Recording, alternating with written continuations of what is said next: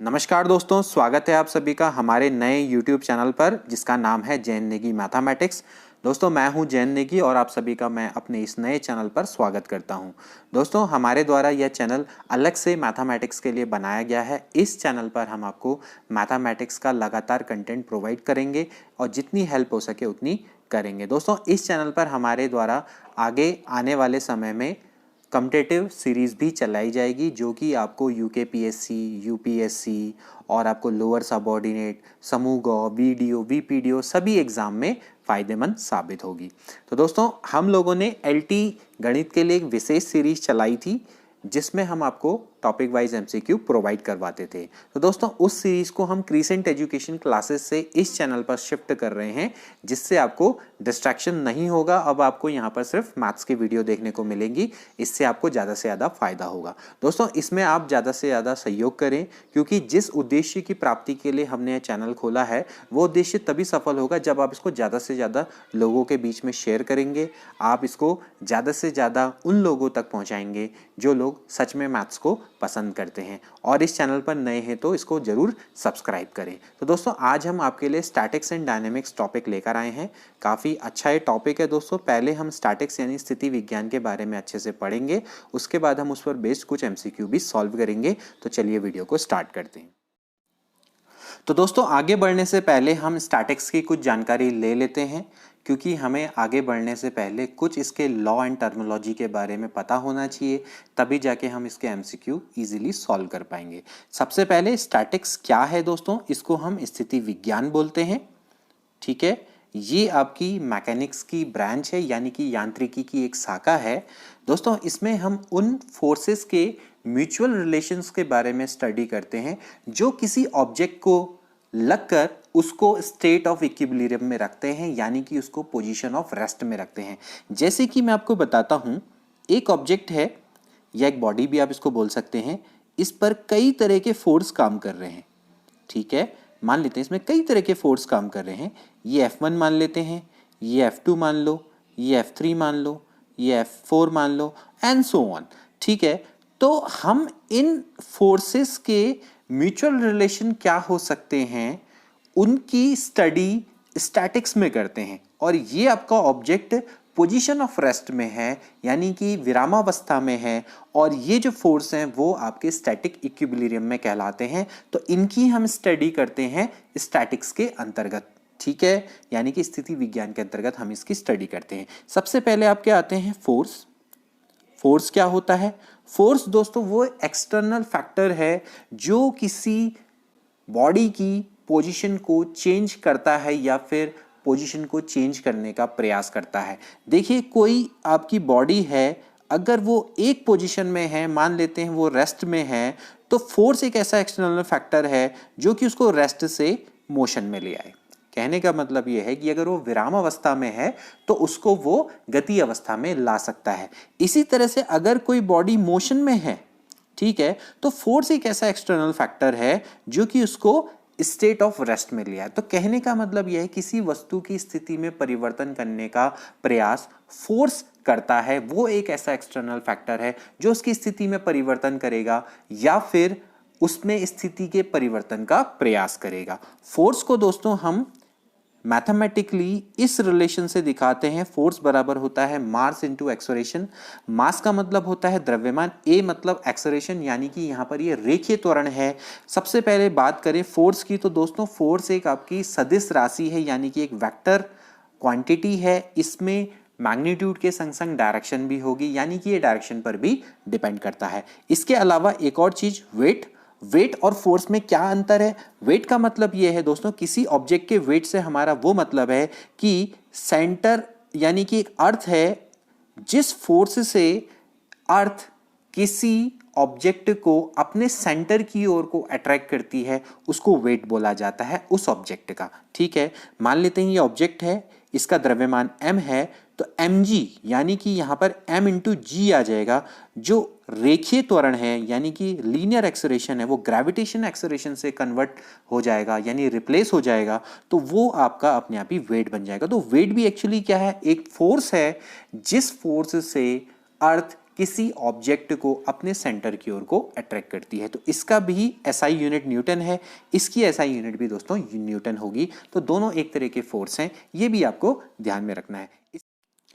इसके बाद अगला नियम दोस्तों, इसको हम बोलते हैं पैरेललोग्राम लॉ ऑफ फोर्सेस, यानी कि बलों के समांतर चतुर्भुज का नियम। दोस्तों ये बहुत इंपॉर्टेंट नियम है, इसके बारे में भी आपको पता होना चाहिए।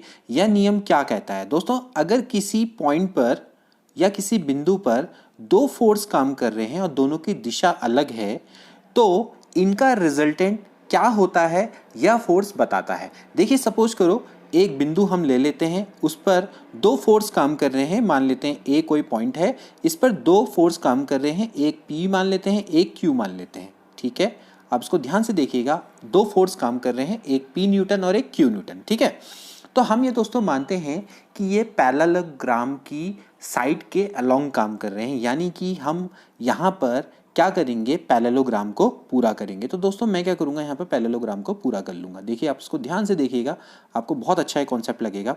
इसके बाद मैं इसको एक काम करूँगा, यहाँ पर से पूरा कर लूँगा। ठीक है, तो थोड़ा ये आगे हो गया, कोई बात नहीं, मैं इसको अच्छे से बना लेता हूँ। ठीक है, तो ये हमारा दोस्तों पैरेललोग्राम बन गया। तो पैरेललोग्राम लॉ ये कहता है दोस्तों कि जो इसका डायगोनल होगा, यानी कि जो विकर्ण होगा, वही दोस्तों इनके रिजल्टेंट यानी कि परिणामी को रिप्रेजेंट करेगा। तो P और Q का परिणामी मान लेते हैं R है, तो कैपिटल R को दोस्तों यही रिप्रेजेंट करेगा।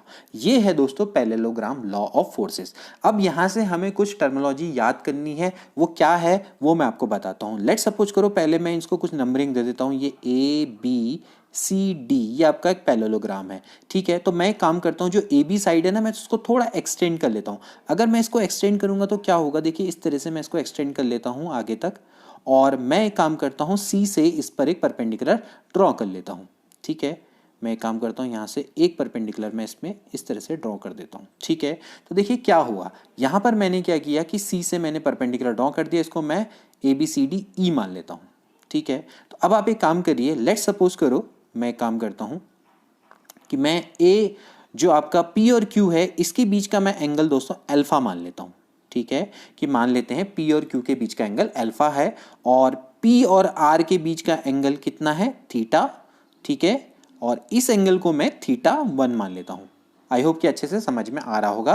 कहने का मतलब है P और परिणामी R यानी रिजल्टेंट के बीच का एंगल थीटा है, और इसी तरह से जो R और Q है इनके बीच का एंगल θ1 हमने मान लिया, और P और Q के बीच का एंगल अल्फा है। ठीक है, अब आप जानते हैं कि दोस्तों ये आपकी ये वाली आपकी पैरेलल साइड्स हैं, तो ये भी दोस्तों क्या होगा, ऑफ कोर्स ये भी क्या होगा, Q ही होगा। तो अगर ये दोनों पैरेलल हैं, तो अगर ये एंगल अल्फा है तो ये वाला एंगल भी दोस्तों क्या हो जाएगा, अल्फा हो जाएगा। ठीक है ना, आप ध्यान में देखिएगा, क्योंकि ये दोनों, ये और ये आपकी पैरेलल साइड्स हैं, AD और BC दोनों पैरेलल हैं, तो ऑफ कोर्स ये एंगल भी आपका क्या होगा, अल्फा ही होगा। तो दोनों एंगल अल्फा हो गए। तो अब आप जरा ध्यान से देखिएगा दोस्तों, अब हम थोड़ा इंपॉर्टेंट यहाँ पर आगे का वर्क है, इसको आप ध्यान में रखेंगे। हम देखेंगे सबसे पहले ट्राइंगल BCE को। देखिए ये आपका ट्राइंगल है, ये आपका ट्राइंगल है, ये वाला जो ट्राइंगल है दोस्तों BCE, इसको हम ध्यान से देखेंगे। ठीक है ना, ये आपका दोस्तों क्या है, एक राइट एंगल ट्राइंगल है। इस राइट एंगल ट्राइंगल में हम सबसे पहले कुछ वैल्यूज को निकालेंगे। देखिए सबसे पहले आप क्योंकि जानते हैं कि भाई राइट एंगल ट्राइंगल में अगर हम CE की वैल्यू निकालना चाहे तो CE की वैल्यू दोस्तों क्या हो जाएगी, ये हो जाएगी Q साइन अल्फा। ठीक है ना, क्योंकि हम जानते हैं भाई साइन अल्फा बराबर क्या होता है, लंब बटे कर्ण। तो लंब यानी परपेंडिकुलर हो गया, CE अपॉन BC बराबर साइन अल्फा। तो साइन अल्फा की वैल्यू आप निकाल सकते हैं। तो यहाँ से CE निकल जाएगा, तो CE बराबर क्या हो जाएगा, Q साइन अल्फा हो जाएगा। इसी तरह से दोस्तों BE बराबर क्या होगा दोस्तों, BE बराबर हो जाएगा आपका, क्या हो जाएगा, इसी तरह से ये हो जाएगा Q कॉस अल्फा। ठीक हो गया। तो बस अब आप ध्यान से देखिए, अब आपने देखना है इस ट्राइंगल को, जो ये आपका ट्राइंगल है आपका ACE को। देखिए अब इस ट्राइंगल को देखिए, इस ट्राइंगल में हम दोस्तों अब लगाएंगे पाइथागोरस थ्योरम। देखिए पाइथागोरस थ्योरम क्या होता है, पाइथागोरस थ्योरम सिंपली ये कहता है कि भाई AC का स्क्वायर क्या हो जाएगा दोस्तों, ये हो जाएगा, मैं थोड़ा सा इसको छोटा कर देता हूं। देखिए दोस्तों ये हो जाएगा आपका AC का स्क्वायर बराबर होता है CE का स्क्वायर प्लस AE का स्क्वायर। ठीक है, तो अब आप ध्यान से देखिएगा यहाँ पर से, देखिए AC की जो वैल्यू है वो दोस्तों वो कितनी है, आर स्क्वायर। ठीक है, और CE का स्क्वायर, CE का मतलब क्या हो जाएगा दोस्तों, ये हो जाएगा Q square sine square alpha plus AE का स्क्वायर। AE का मतलब क्या है दोस्तों, ये है AB प्लस BE यानी कि P plus Q cos alpha का होल स्क्वायर। ठीक है, अब आप आगे इसको थोड़ा सॉल्व करिए। देखिए अगर आप इसको आगे सॉल्व करेंगे तो दोस्तों क्या होगा, ये हो जाएगा, देखिए आर स्क्वायर बराबर हो जाएगा Q square sine square alpha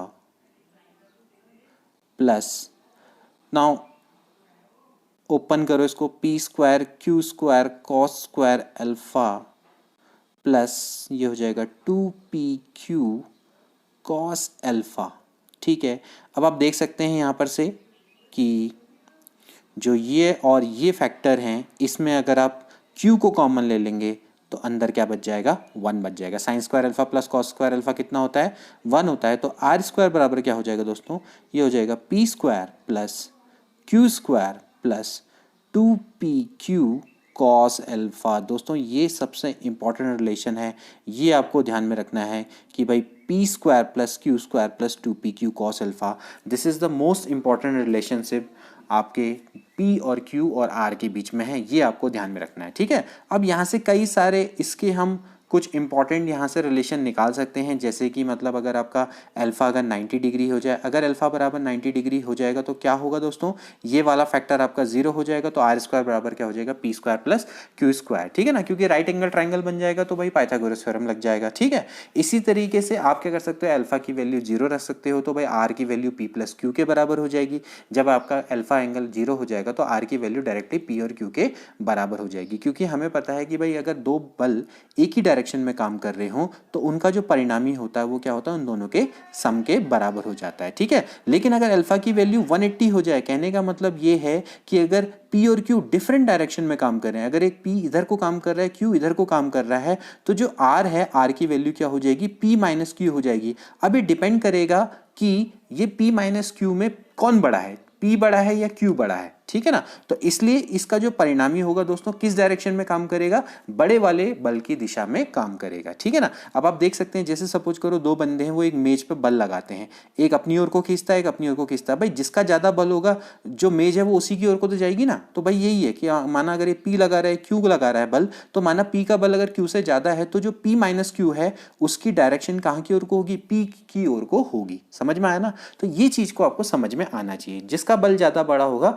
जो उनका परिणामी होगा बल, वो उसी दिशा में काम करेगा। ठीक है, इसी तरह से दोस्तों अब यहां से आप थीटा की वैल्यू भी निकाल सकते हैं। दोस्तों फिर से आप इस राइट एंगल ट्राइंगल को देखिए, जो आपके पास राइट एंगल ट्राइंगल है ACE, इस AC में आप अगर tan थीटा रखेंगे तो दोस्तों क्या हो जाएगा, पहले मैं एक काम करता हूं, tan थीटा की वैल्यू आप यहां से निकाल सकते हैं। मैं इसको इधर पे लिख देता हूं। देखिए tan थीटा बराबर क्या हो जाएगा दोस्तों, यहां से आपका tan थीटा बराबर होता है परपेंडिकुलर अपॉन बेस। तो परपेंडिकुलर आपका कितना है, Q साइन अल्फा। ठीक है, ये है Q साइन अल्फा अपॉन ये हो जाएगा आपका नीचे वाला क्या हो जाएगा, P plus Q cos alpha. तो tan थीटा की जो वैल्यू आ जाएगी वो क्या आ जाएगी, P प्लस आपकी Q कॉस अल्फा। तो थीटा बराबर कितना हो जाएगा दोस्तों, ये हो जाएगा tan inverse Q sine alpha upon P plus Q cos alpha. ये चीज आपको पता होनी चाहिए। ठीक है, इस तरह से दोस्तों हम इसको निकाल सकते हैं। ठीक है, इसके अलावा दोस्तों एक और चीज है जो मैं आपको बताता हूं यहां पर से, कि अगर आप सपोज करो थीटा 1 की वैल्यू निकालना चाहते हो तो थीटा 1 की वैल्यू के लिए आपको क्या करना पड़ेगा दोस्तों, यहां पर आपको थोड़ा सा यहां पर ध्यान रखना पड़ेगा कि आप इसको आप एक्सटेंड करेंगे आगे। ठीक है, इसको आप एक्सटेंड करेंगे और यहां से आप क्या करेंगे, परपेंडिकुलर ड्रॉ करेंगे। ठीक है, और तो आप क्या कर सकते हैं, थीटा की वैल्यू ये आपका 90 डिग्री हो जाएगा। इसको ABCDE F मान लो इसको दोस्तों, इसको F पॉइंट मान सकते हैं। यहां से आप क्या करेंगे दोस्तों, इसी तरह से वैल्यू को फाइंड आउट करेंगे। ठीक है, तो अब आप देख सकते हैं कि जैसे अगर ये आपका P है तो दोस्तों ये भी आपका क्या होगा, P होगा।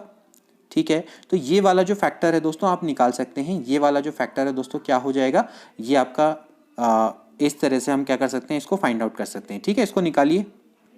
तो दोस्तों यहाँ पर आप ध्यान में रखेंगे ये एंगल भी आपका अल्फा होगा क्योंकि ये भी आपका अल्फा है, ये दोनों आपके पैरेलल हैं। तो आप यहाँ से निकाल सकते हैं दोस्तों, ये वाला जो पार्ट है आपका क्या हो जाएगा दोस्तों, ये हो जाएगा P cos अल्फा, ठीक है, और ये वाला पार्ट आपका क्या हो जाएगा P sin अल्फा, ठीक है। ये वैसे निकालने की आवश्यकता नहीं थी लेकिन मैं आपको फिर भी बता रहा हूँ। इस तरीके से आप दोस्तों क्या कर सकते हैं, Q और R के बीच का एंगल भी निकाल सकते हैं। तो दोस्तों क्या हो जाएगा बताइए, टेन क्या हो जाएगा, इनके बीच का एंगल है टेन थीटा वन। तो बताइए टेन थीटा वन की वैल्यू क्या होगी, टेन थीटा वन की जो वैल्यू होगी दोस्तों वो क्या होगी, perpendicular upon base. Perpendicular upon base के हिसाब से यहाँ पर दोस्तों क्या हो जाएगा, ये इसको मैं थोड़ा सा एक काम करता हूँ, शिफ्ट कर लेता हूँ। तो यहाँ पर दोस्तों क्या हो जाएगा, ये हो जाएगा P sin अल्फा, ठीक है ना, क्योंकि आप देख सकते हैं कि यहाँ पर आपका जो परपेंडिकुलर है P sin अल्फा और जो बेस है वो है Q plus P cos alpha, ठीक है, Q plus P cos alpha. इस तरीके से दोस्तों आप थीटा की वैल्यू भी यहाँ से निकाल सकते हैं। जबकि टेन थीटा की वैल्यू क्या आई थी, Q sin alpha upon P plus Q cos alpha, लेकिन जो टेन थीटा वन की वैल्यू है वो P sin alpha upon Q plus P cos alpha है। ये दोस्तों आपने ध्यान में रखना होगा। इन दोनों रिलेशन का हम आगे जाके क्वेश्चंस में प्रयोग करेंगे। तो सबसे पहले इंपॉर्टेंट रिलेशन जो कि मैंने आपको बताया वो आपको ध्यान में रखना है, जो कि सबसे इंपॉर्टेंट रिलेशन है, ये आपका R स्क्वायर बराबर होता है P square plus Q square plus 2PQ cos alpha. इसका हम दोस्तों आगे प्रयोग करेंगे। इसके बाद दोस्तों बहुत इंपॉर्टेंट लॉ जिसको हम law of triangle of forces भी बोलते हैं, यानी कि बल त्रिभुज का नियम भी बोलते हैं, इसको भी आपको पता होना चाहिए। देखिए बहुत सिंपल सा नियम है कि अगर किसी पॉइंट पर अगर क्रिया करते हुए तीन फोर्सेस मैग्नीट्यूड और डायरेक्शन में किसी ट्राइंगल की अगर हम साइड के अलोंग डायरेक्शन पे अगर वो लिए जाएं तो फिर वो जो बल होते हैं वो आपके स्टेट ऑफ इक्विलिब्रियम में होते हैं। कहने का मतलब ये है दोस्तों कि सपोज करो मैं आपके सामने एक ट्राइंगल बनाता हूँ, लेट्स सपोज करो ये एक ट्राइंगल है, ठीक है, और इस पर सपोज करो ये मान लेते हैं A है, ये B है, ये C है। तो इसकी साइड के अलोंग बिल्कुल जैसे एक फोर्स है P, एक फोर्स है Q और एक फोर्स है R, ये तीनों अगर इस तरह से काम कर रहे हैं कि इनका मैग्नीट्यूड और डायरेक्शन बिल्कुल साइड के अलोंग है, तो ये तीनों के तीनों फोर्स दोस्तों क्या होते हैं, साम्य अवस्था में होते हैं, यानी कि स्टेट ऑफ इक्विलिब्रियम होते हैं। बहुत इंपॉर्टेंट ये लॉ है, आप इसको ध्यान में रखेंगे। इसको मैं देखिए दोस्तों किस तरह से एक्सटेंड कर सकता हूँ, देखिए मैं आपको बताता हूँ। लेट्स सपोज करो मैं इस वाले फोर्स को अगर मैं आगे ले आऊँ तो दोस्तों क्या होगा, देखिए आप इसको ध्यान से देखिएगा। मैं काम करता हूँ कि मैं इस वाले को पॉइंट को आगे ले आता हूँ। देखिए इस वाले पार्ट को मैं जब आगे ले आऊँगा तो क्या होगा, इस तरह से चला जाएगा, ठीक है, और ये आप ऐसे रहने दीजिए।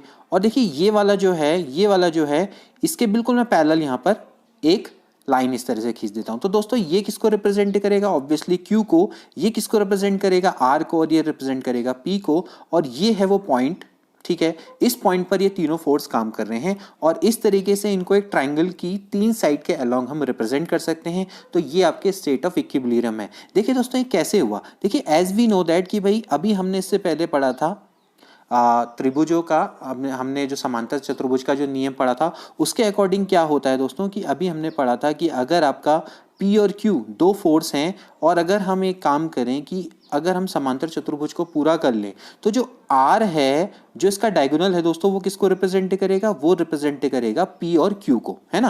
तो एक्चुअली R की डायरेक्शन तो दोस्तों ये ऊपर की होनी चाहिए, लेकिन R की डायरेक्शन नीचे को है और R एक्चुअली क्या है, P प्लस Q के बराबर है। तो यहाँ पर R और माइनस R तो एक दूसरे को कैंसिल आउट कर देंगे। तो एक्चुअली जो इस पे तीनों लगने वाले जो बल है उनका सम अपने आप ही क्या हो जाएगा, जीरो हो जाएगा। तो भाई P plus Q plus R must भी क्या होना चाहिए, जीरो होना चाहिए। तो तभी ये क्या होंगे दोस्तों, स्टेट ऑफ इक्विलिब्रियम में होंगे। तो यानी हम कह सकते हैं AB plus BC plus CA must भी क्या होना चाहिए, जीरो होना चाहिए। तो इसको हम बोलते हैं स्टेट ऑफ इक्विलिब्रियम। समझ में आया कि हमने किस तरीके से, अभी हमने पढ़ा था ना भाई ट्राइंगल, अभी जो हमने क्या कहते हैं बलों का समांतर चतुर्भुज का नियम पढ़ा था, पैरेललोग्राम लॉ। तो उसमें हमने यही पढ़ा था कि एक बल आपका Q है, इस डायरेक्शन में काम कर रहा है, P काम कर रहा है, तो हम क्या करेंगे, एक पैरेललोग्राम को पूरा कर लेंगे। तो जो भैया ऊपर को जो आपका इसका विकर्ण होगा वो इनके परिणामी को प्रदर्शित करेगा, यानी R बराबर P प्लस Q होगा। लेकिन हमने देखा कि भाई जो इनका परिणामी है R वो तो ऊपर को है, लेकिन जो R है बिल्कुल नीचे की ओर को जा रहा है।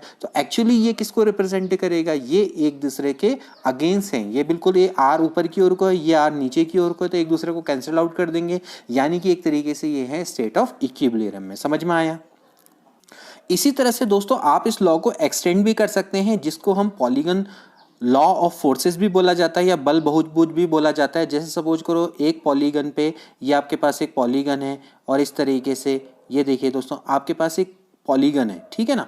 इस पर इसकी साइड के अलोंग फोर्सेस काम कर रहे हैं। सपोज करो ये A B C D E F, ठीक है ना। इस तरह से यहाँ पर एक P1 फोर्स काम कर रहा है, इसमें P2 काम कर रहा है, इसमें P3 काम कर रहा है, ठीक है ना, और P4 एंड सो ऑन। तो भाई होगा क्या कि ये दोस्तों सारे के सारे क्या होंगे, इक्विलिब्रियम में होंगे। कहने का मतलब है P1 plus P2 plus P3 से लेके Pn का जो सम है वो बराबर हो जाएगा, 0 हो जाएगा। ये चीज़ों को आपने समझना है, ठीक है ना। हम करेंगे क्या, पहले हम यहाँ से इनका परिणाम लेंगे, फिर इस तरीके से हम यहाँ से इसका परिणाम ही लेंगे। तो इस तरह से चलती जाएगी प्रोसेस, इसको बहुत ईजिली हम समझ सकते हैं, ठीक है। तो यहाँ पर आप, आई होप कि आपको ये समझ में आ गया होगा कि पॉलीगन लॉ ऑफ फोर्सेस, ठीक है। इसके बाद दोस्तों बहुत इंपॉर्टेंट थ्योरम जिसको हम लामीज थ्योरम बोलते हैं, लामी का प्रमेय भी इसको बोला जाता है। बहुत सिंपल सा ये थ्योरम है, आप इसको समझिए। देखिए जैसे अभी हमने डिस्कस किया था दोस्तों ट्रायंगुलर लॉ ऑफ आपके जो फोर्सेस थे कि उसमें किस तरीके से एक बिंदु पर लगे हुए 3 बल अगर किसी त्रिभुज की भुजाओं के अलोंग निरूपित हों तो वो आपके साम्य अवस्था में होते हैं। तो इसी तरह से अगर सपोज करो किसी पॉइंट पर लगने वाले फोर्सेस, ठीक है, अगर फोर्सेस हैं वो आपके दोस्तों अगर साम्य अवस्था में है यानी कि इक्विलिब्रियम में है तो क्या होगा इसमें आपके जो तीनों फोर्स हैं वो किस तरीके से हम फाइंड आउट कर सकते हैं उसके बारे में दोस्तों ये नियम बताता है। कहने का मतलब ये है कि एक फोर्स दो फोर्स के बीच में बनने वाले एंगल के साइन के प्रोपोर्शन में होता है। तो कहने का मतलब ये है, सपोज करो मैं ये एंगल अल्फा मान लेता हूँ, ये एंगल मैं दोस्तों बीटा मान लेता हूँ और ये एंगल दोस्तों मैं गामा मान लेता हूँ। तो जो P की वैल्यू है वो इस तरीके से हम निकाल सकते हैं कि P अपॉन साइन अल्फा, ठीक है। अगर आपको अच्छे से दिख नहीं रहा तो मैं इसको एक काम करता हूँ, उसमें रेड में बना लेता हूँ, ठीक है। तो आप इसको देख लीजिए, जैसे ये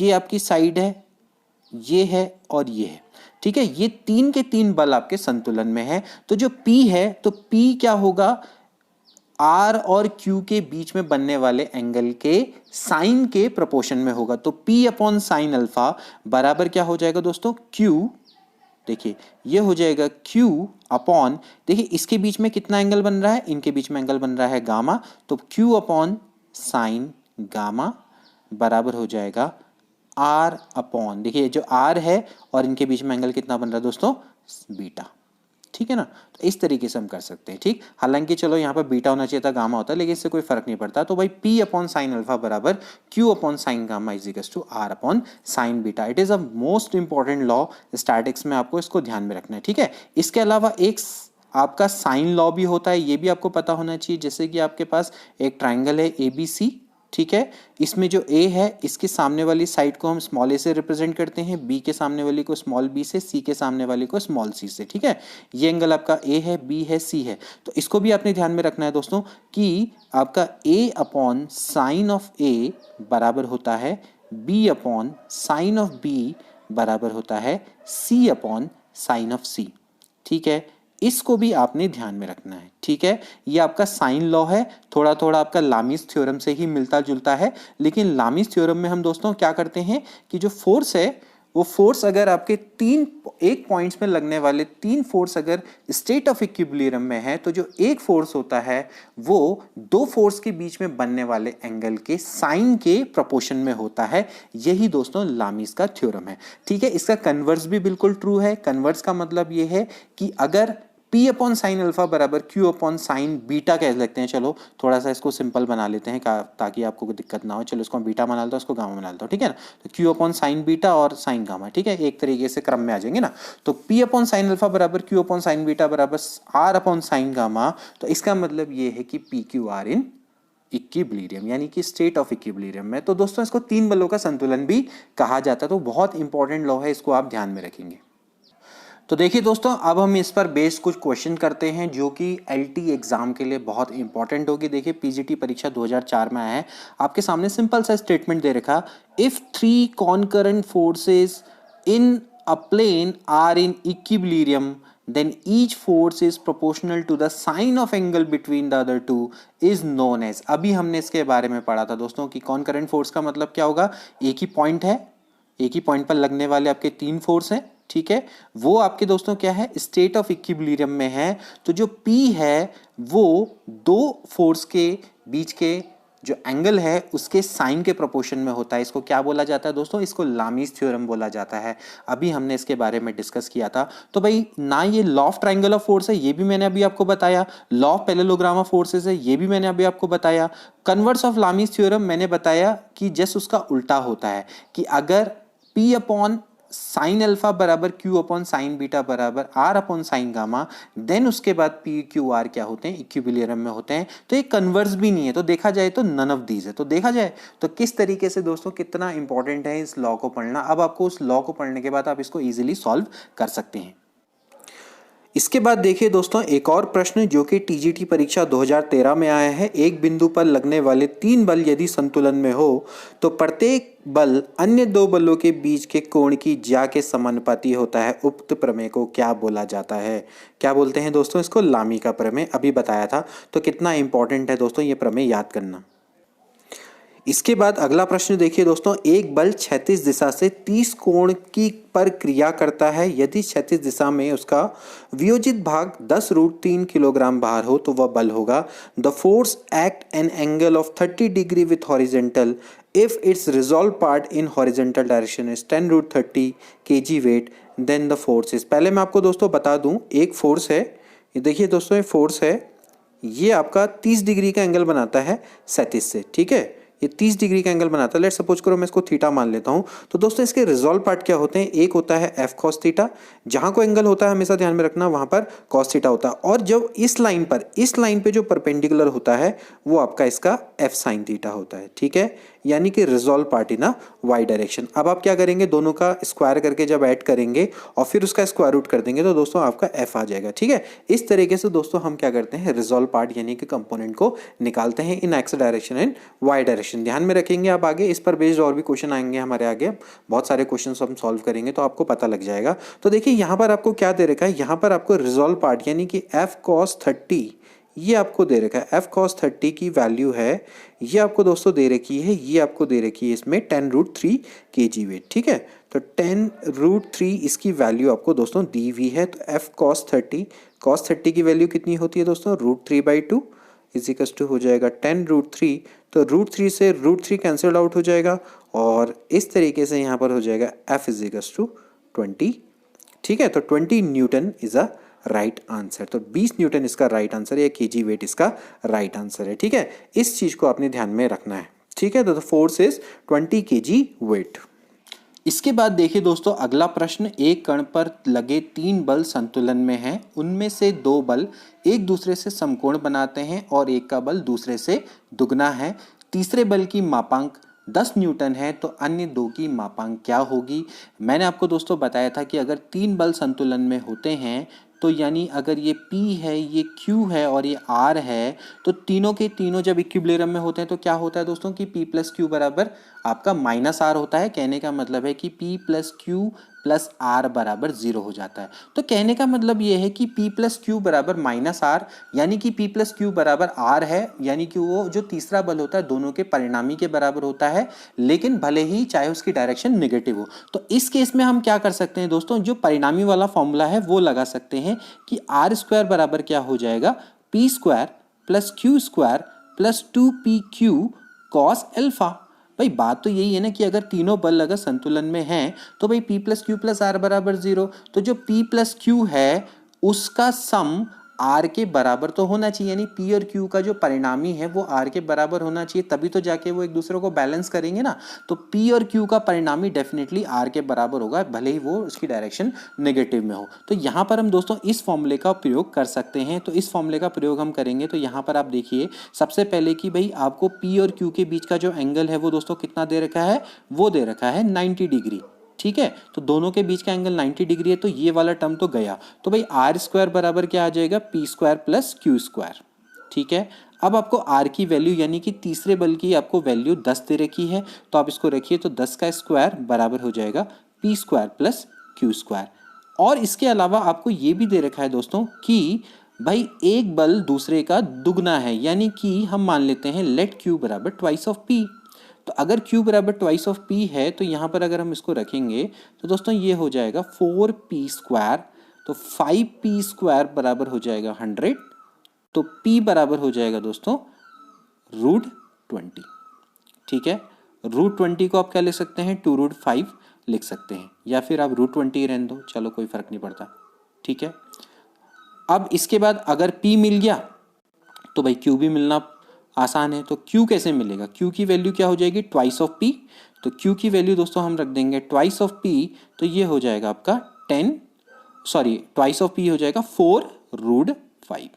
तो P और Q यानी 2√5 और 4√5 इसका राइट आंसर है। ठीक है, तो देखा जाए तो आपका यहाँ पर देखा जाए तो √20 और 2√20 इसका राइट आंसर है। इसको बदलने की आवश्यकता नहीं थी। तो चलो कितना हो जाएगा, ये आपका √20 और 2√20 इसका राइट आंसर है। ठीक है, इसको आप ऐसे ही रहने दो, Q को आप क्या कर दो, ट्वाइस कर दो, तो दूसरा क्या हो जाएगा 2 × √20। तो इस तरीके से दोस्तों इसका राइट आंसर ये निकलेगा। ठीक है, इसके बाद एक और इंटरेस्टिंग क्वेश्चन देखो दोस्तों, दो बल P व Q का एक परिणामी R है और P की दिशा में R का विभाजित भाग Q परिणामी के बराबर है, उन बलों के बीच का कोण क्या होगा।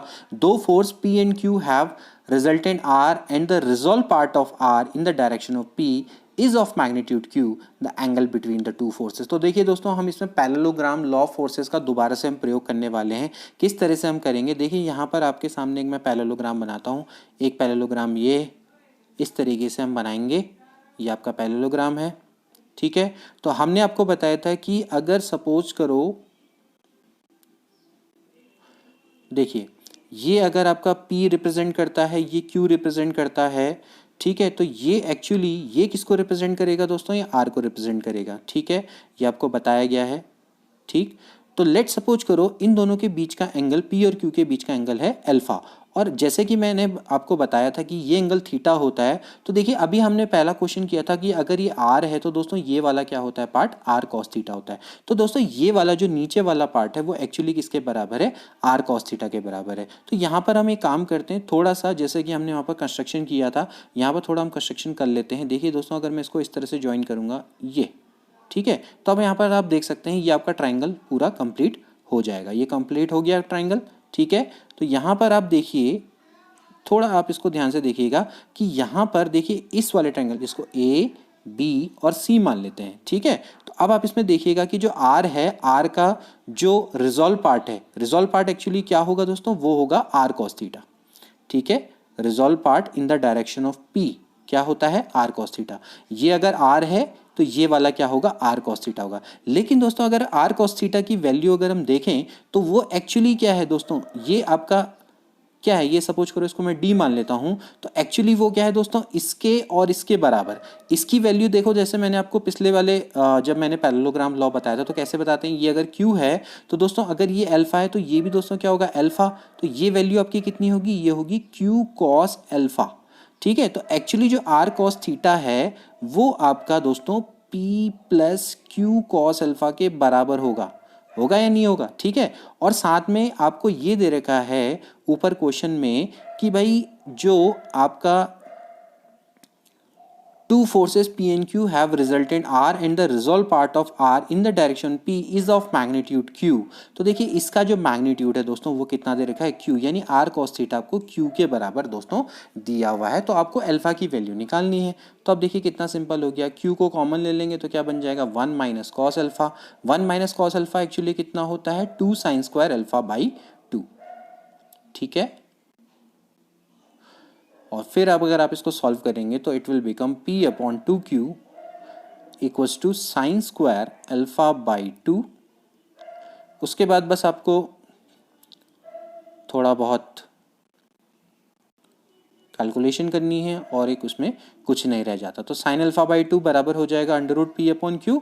तो अल्फा/2 बराबर हो जाएगा sin इनवर्स P/2Q। ठीक है, तो भाई अल्फा बराबर क्या हो जाएगा, अल्फा बराबर हो जाएगा 2 sin इनवर्स √P/2Q। तो ये हो गया इसका आंसर। ठीक है दोस्तों, तो इसका राइट आंसर कितना हो जाएगा, alpha sine inverse P upon 2Q। ठीक है ना, यानी अल्फा बराबर 2 sine inverse P upon 2Q। तो देखा जाए तो ए वाला ऑप्शन बिल्कुल करेक्ट है। तो आपको आई होप कि समझ में आया होगा दोस्तों कि हमने इसको किस तरीके से किया।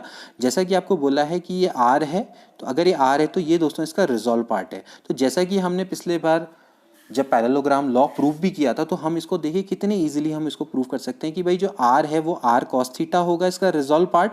तो इसका जो रिजॉल्व पार्ट है वो एक्चुअली होगा P plus Q cos alpha के बराबर। ठीक है, ये आपका कितना है दोस्तों, ये है Q साइन अल्फा। ठीक है, तो अगर आपका इसका ये वाला पार्ट पूछा जाता, ठीक है, यानी कि रिजॉल्व पार्ट जो आपका परपेंडिकुलर पार्ट है, तो ये आर साइन थीटा किसके बराबर होता है, क्यू साइन अल्फा के बराबर होता है। आप इसको भी याद कर सकते हैं। ठीक है, डायरेक्टली अगर आपको याद है तो आप इसको बहुत इजीली सॉल्व कर लेंगे। इसके बाद देखिए दोस्तों अगला प्रश्न, the resultant of two equal force is equal to either of these forces the angle between them is. आपको बताना है कि इनके बीच का एंगल क्या होगा। देखिए जो दो फोर्स हैं, इक्वल फोर्सेस हैं, इनके बीच का जो रिजल्टेंट है वो इन दोनों में से एक फोर्स के बराबर है। तो देखिए यहाँ पर सबसे इंपॉर्टेंट बात क्या है कि लेट सपोज करो हमारे पास दो फोर्स है P और Q, तो ये दोनों इक्वल फोर्स है, तो इसका मतलब ये है कि इनका ऑफकोर्स मॉडुलस क्या होगा, बराबर होगा। ठीक है, यानी मॉड P बराबर मॉड Q। अब आपको दे रखा है कि जो इनका रिजल्टेंट है R वो इन दोनों में से एक के बराबर है, तो लेट हम मान लेते हैं R बराबर P के है।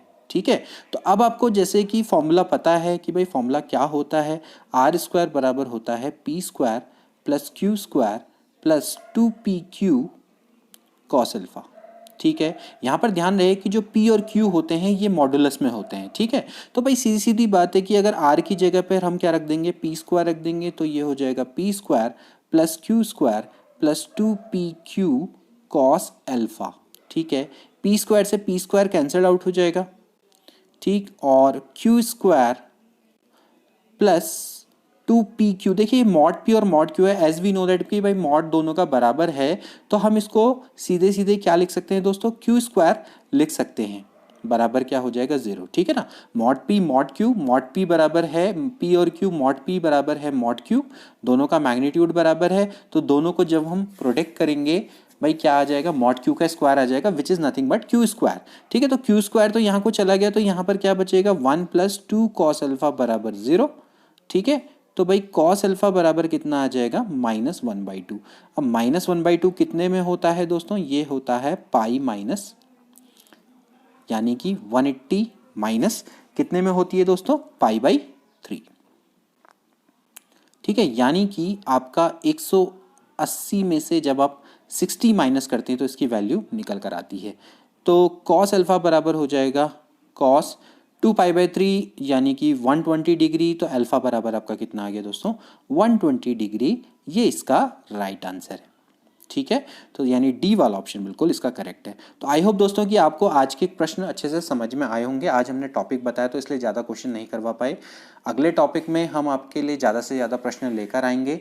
और स्टैटिक्स ये टॉपिक बहुत अच्छा टॉपिक है, इसको थोड़ा ज़्यादा समय दीजिए। जितना ज़्यादा आप समय देंगे उतना आपको इसमें फ़ायदा मिलेगा। तो मिलते हैं अगली वीडियो में। Till then take care and good bye.